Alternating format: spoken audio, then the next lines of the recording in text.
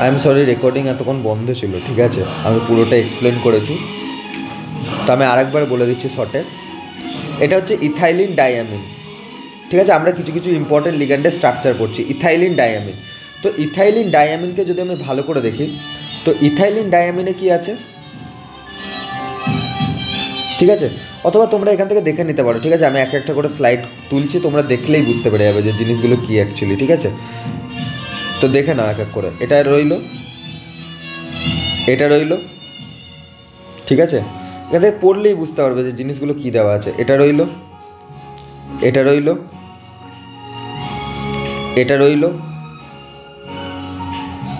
এটা রইল,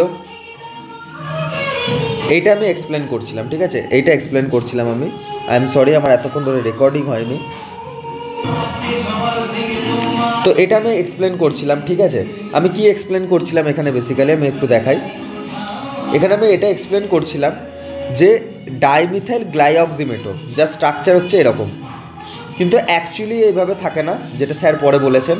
অ্যাকচুয়ালি এটা এইভাবে থাকে না, এটা ডাইমার ফর্মেশন করে থাকে। কী হিসাবে থাকে? ডাইমার ফর্মেশন করে থাকে, ঠিক আছে? তো সেটা আমি পরের স্লাইডে দেখাচ্ছি। তার আগে আমি একটুখানি বলে দিই যে ডাইমার ফর্মেশন করানোর জন্য আমরা কি করি, ডাইমার ফর্মেশন করানোর জন্য কি করি, আমরা এটাকে এই ফরম্যাটে কিন্তু রাখি না। আমরা তাহলে কি ফরম্যাটে কনভার্ট করি? একে অ্যানায়নিক ফরম্যাটে কনভার্ট করি। মানে ডিএমজি অ্যাকচুয়ালি জন্ম থেকে ডিএমজি নেগেটিভ হয়ে থাকে না, অ্যাকচুয়ালি এ ডিএমজি হিসাবে থাকে, আমরা একে ডিএমজি নেগেটিভে কনভার্ট করি। আমরা একে ডিএমজি নেগেটিভে কনভার্ট করি। কীভাবে করি না, এটা হচ্ছে আমাদের কাছে ডিএমজি, ডাইমিথাইল গ্লাইঅক্সিমেটো, ঠিক আছে?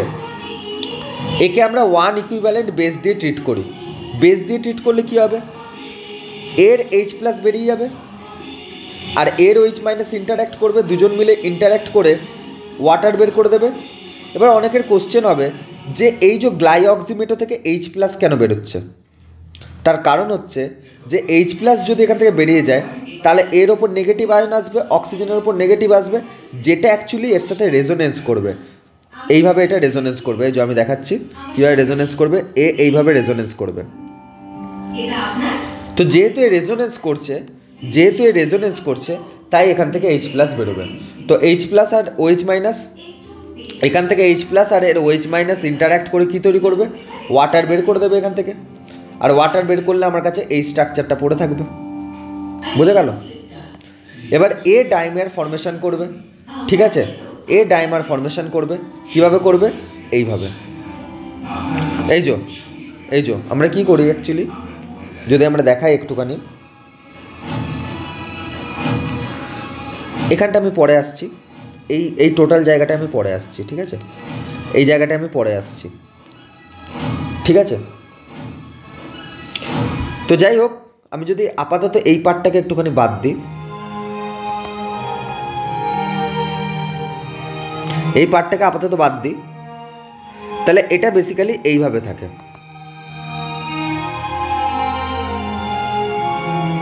তো এটা বেসিক্যালি এইভাবে থাকে। This is glyoximato.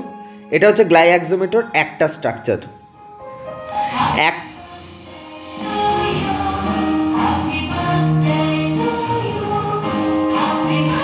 এটা দেখো একটা সাইড, যেটা আমি একটা স্লাইড আগে ড্র করেছি,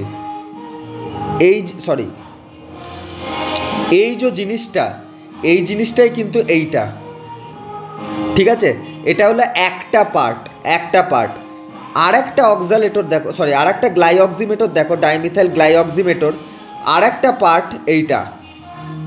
আর এরা দুজনে মিলে ডাইমার ফর্মেশন করেছে। কিভাবে করেছে না, এই যে গ্লাইঅক্সিমেটর নেগেটিভ পার্টটা আর একটা গ্লাইঅক্সিমেটর হাইড্রোজেনের সাথে হাইড্রোজেন বন্ড করেছে, ঠিক আছে? আর এর যে নেগেটিভ পার্টটা আর একটা গ্লাইঅক্সিমেটর হাইড্রোজেন বন্ডিং, মানে হাইড্রোজেনের সাথে হাইড্রোজেন বন্ডিং করেছে, দিয়ে এইভাবে এরা একটা ডাইমার ফর্মেশন করেছে, ঠিক আছে? এবার মাঝখানে আমি একটা যদি সেন্ট্রাল মেটাল অ্যাটমকে নিয়ে আসি, মানে নিকেলকে যদি নিয়ে আসি, তাহলে নিকেলকে কে ডোনেট করতে পারবে? এর নাইট্রোজেন ডোনেট করতে পারবে, এর নাইট্রোজেন ডোনেট করতে পারবে, এর নাইট্রোজেন ডোনেট করতে পারবে, বাট এই ও নেগেটিভ ডোনেট করতে পারবে না। কেন পারবে না? বিকজ ও নেগেটিভ হাইড্রোজেন বন্ডিংয়ে ফিক্স রয়েছে।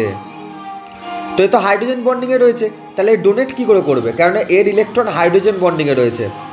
সিমিলারলি এর ইলেকট্রন হাইড্রোজেন বন্ডিংয়ে রয়েছে, তো এরা দুজনে ডোনেট করতে পারবে না, তো এর ডেন্সিটি হবে 4। বোঝা গেল? বোঝা গেল? ঠিক আছে। একটু আরেকভাবেও এক্সপ্লেন করা যেতে পারে, যেটা আমি করে দিচ্ছি একটু। ও নেগেটিভ বেসিক্যালি এখানে যে হাইড্রোজেন বন্ডিং করেছে না, মানে যদি কেউ জিজ্ঞাসা করে যে ও নেগেটিভ কেন ইলেকট্রন ডোনেট করছে না, হাইড্রোজেন বন্ডিং একটা কজ হয়ে গেল, বাট কেমন hydrogen bonding? Symmetrical hydrogen bonding. কেন সিমেট্রিক্যাল হাইড্রোজেন বন্ডিং? তার কারণ আমরা জানি OH এর হাইড্রোজেন ডেল্টা প্লাস হয়, আর ও নেগেটিভের নেগেটিভ তো নেগেটিভই হবে। ঠিক আছে, তো এই নেগেটিভ একে অ্যাটাক করবে, H প্লাসকে অ্যাটাক করলো, ঠিক আছে, এই বন্ডটা ব্রেক হয়ে যাবে, তো এর ওপর নেগেটিভ চলে আসবে। আবার এই নেগেটিভ H প্লাসকে অ্যাটাক করবে, আবার এধার থেকে এ ব্রেক হয়ে যাবে, আবার অক্সিজেনের ওপর নেগেটিভ চলে আসবে, যেটা আমি কিছুক্ষণ বাদ একটু প্রপারলি এক্সপ্লেনও করব। এটাই হচ্ছে বেসিক্যালি সিমেট্রিক্যাল হাইড্রোজেন বন্ডিং। বোঝা গেল? হ্যাঁ, এবার এই যে নিকেলকে আমি মাঝখানে এনট্র্যাপ কী করে করাবো, এটা তো না হয় বোঝা গেল যে যদি নিয়ে আসি এরা অ্যাটাক করে দেবে, তো এনট্র্যাপ হয়ে যাবে। কিন্তু এটা এমন তো নয় যে আমি এরকম করে গ্লাইঅক্সিমেটও তৈরি করলাম, মাঝখানে আমি এইভাবে নিকেলটাকে ঢুকিয়ে দেবো। এটা কি পসিবল? অ্যাকচুয়ালি না, একমাত্র এটা পসিবল রিয়াকশান করিয়ে। তো কী রিয়াকশান করাবো মাঝখানে নিকেলকে ঢোকানোর জন্য? তো রিয়াকশানটা হচ্ছে এইটা, আমরা Na2+ নিই, যাই হোক নিতে পারি Na, আমরা যাই হোক Na নিকেলের যে কোনো একটা কম্পাউন্ড নিতে পারি, যেখানে এই নিকেলের অক্সিডেশন স্টেট হচ্ছে 4।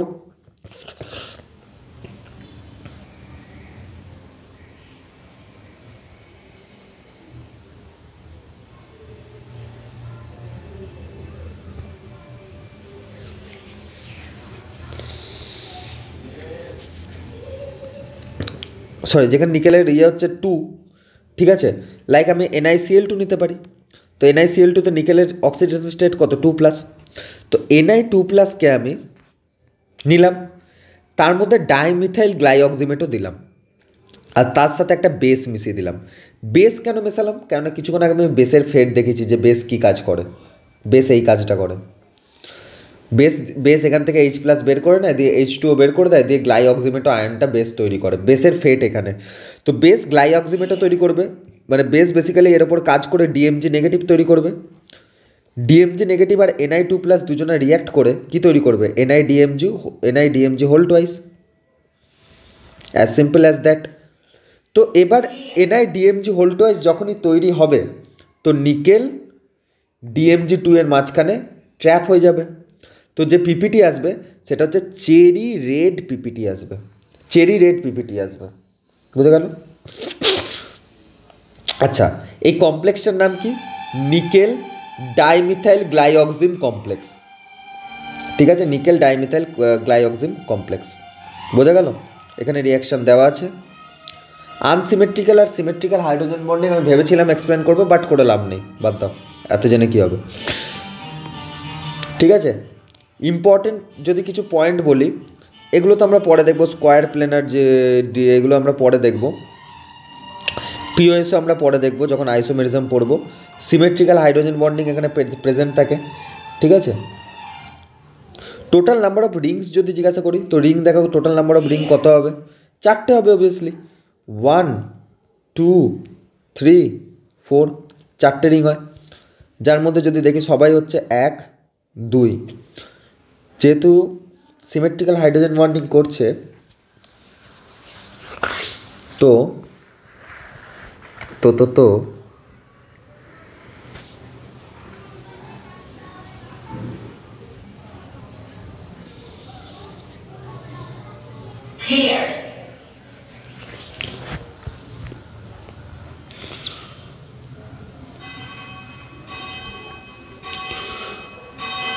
তো আমরা কাউন্ট করব 1 2 3 4 5 6। এটা 6 মেম্বার, দুটো 6 মেম্বার রিং আর দুটো 5 মেম্বার রিং। বোঝা গেল? Total number of rings 4, 2 5 member, 2 6 member, ঠিক আছে।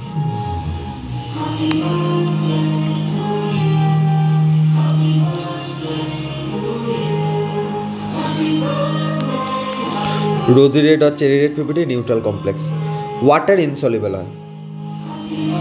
এরপর হচ্ছে EDTA. EDTA actually octahedral complex করে। তো যদি আমি ভালো করে এখানে জিওমেট্রিটা দেখি তো অক্টাহেড্রাল কমপ্লেক্স কিন্তু করছে।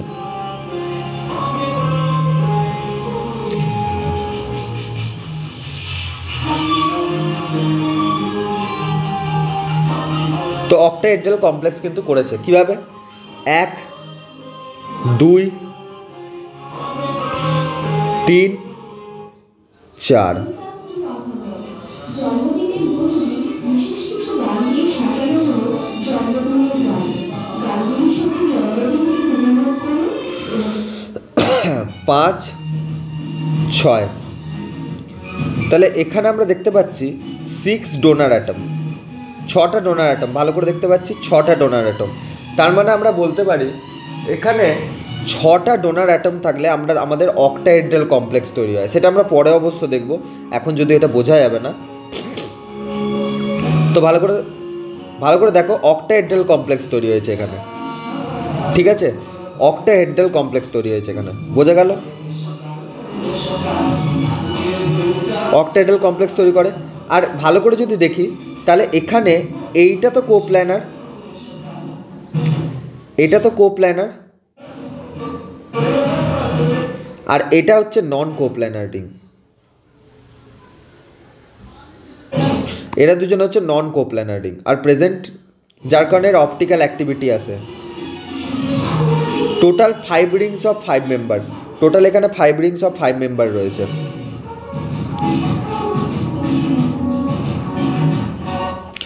এখানে যদি ভালো করে দেখি 1টা 2টো 3টে 4টে অক্সিজেন ডোনার রয়েছে আর 2টো নাইট্রোজেন ডোনার রয়েছে। আর নর্মাল ব্যাপার 4টে অ্যাসিটেট আছে, তো 4টে অ্যাসিটেটে 4টে অক্সিজেন পাবো, তো এমন কিছু ব্যাপার নয়। আর 2টো নাইট্রোজেন পাবো, ঠিক আছে। হেক্সাডেন্টেড লিগ্যান্ড বলা হয়, এর স্ট্রাকচার নিয়ে অত ভাবার দরকার নেই।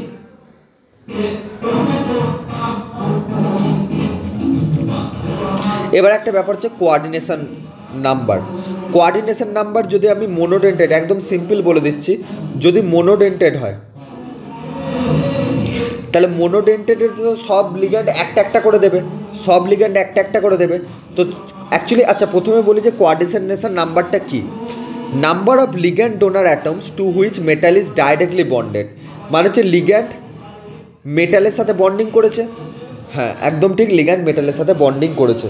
ওকে, তো লিগ্যান্ড মেটালের সাথে যদি বন্ডিং করে তাহলে মেটালের চারিদিকে কটা বন্ড আছে না, মেটালের চারিদিকে 1 বন্ড অ্যারাউন্ড মেটাল।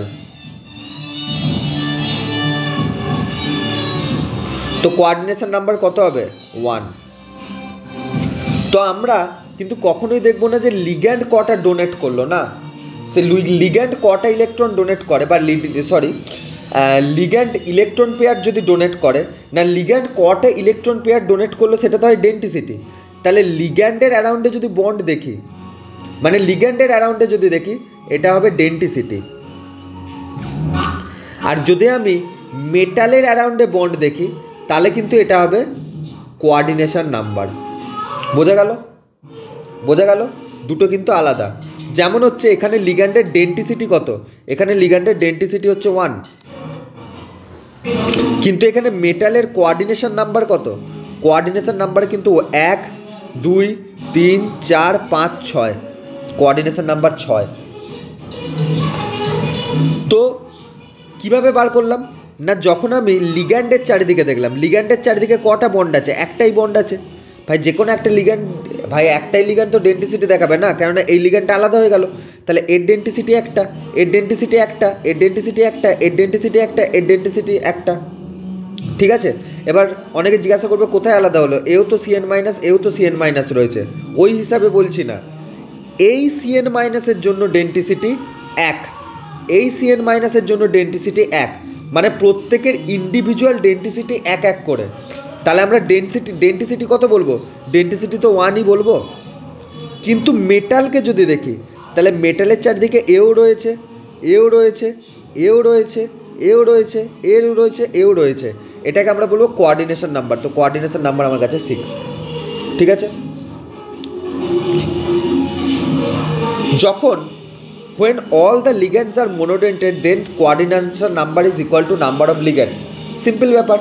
যেমন এ হচ্ছে মোনোডেন্টেড লিগ্যান্ড, তাহলে এর কোঅর্ডিনেশন নাম্বার কত হবে? 6। বাট যদি এটা বাইডেন্টেড হয়ে যেত, যদি এটা বাইডেন্টেড হয়ে যেত, বাইডেন্টেডের ক্ষেত্রে কী হয়?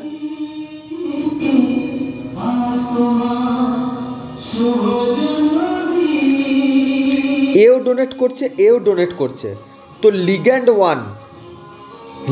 ওয়ান কিন্তু একটা লিগ্যান্ডের জন্য মেটালের চারিদিকে বন্ড কটা হয়েছে? এই একটা আর এই একটা। তো বন্ড হচ্ছে মানে বন্ড অ্যারাউন্ড মেটাল বা কোঅর্ডিনেশন নাম্বার হচ্ছে 2। তার মানে একটা লিগ্যান্ড মেটালের চারিদিকে দুটো কোঅর্ডিনেশন নাম্বার প্রোভাইড করছে। তাহলে যদি 3টে থাকে তাহলে 3 × 2 6টা কোঅর্ডিনেশন নাম্বারকে প্রোভাইড করবে। সিম্পল ব্যাপার। ট্রাইডেন্টেড যদি হয় তাহলে 3 × 3 9টা কোঅর্ডিনেশন নাম্বারকে প্রোভাইড করবে একটা। তো অ্যাকচুয়ালি আমি দেখতে পাচ্ছি লিগ্যান্ড 3টে, তার মানে যে 3টে কোঅর্ডিনেশন নাম্বার লিখে দেবো? নো, 3 × 2 6। কেন? এই লিগ্যান্ডটা হচ্ছে বাইডেন্টেড। বোঝা গেল? নেক্সট অক্সিডেশন নাম্বার বার করার একটা প্রসেস আছে, বলেই দিই। অক্সিডেশন নাম্বার কী হয় না, এটা যদি MLN হয় আর এর ওপর ধরে নিচ্ছি আমি M মাইনাস এরকম রয়েছে। ঠিক আছে। তো আমার যদি আর এরা হচ্ছে এল হচ্ছে আমার কাছে মোনোডেন্টেড লিগ্যান্ড। ঠিক আছে, মোনোডেন্টেড। তো এল হচ্ছে মোনোডেন্টেড লিগ্যান্ড। তো যদি আমার এ বেরিয়ে যায় তাহলে কত চার্জ বেরিয়ে গেল? আমার NL মাইনাস চার্জ বেরিয়ে গেল, sorry minus NL charge, sorry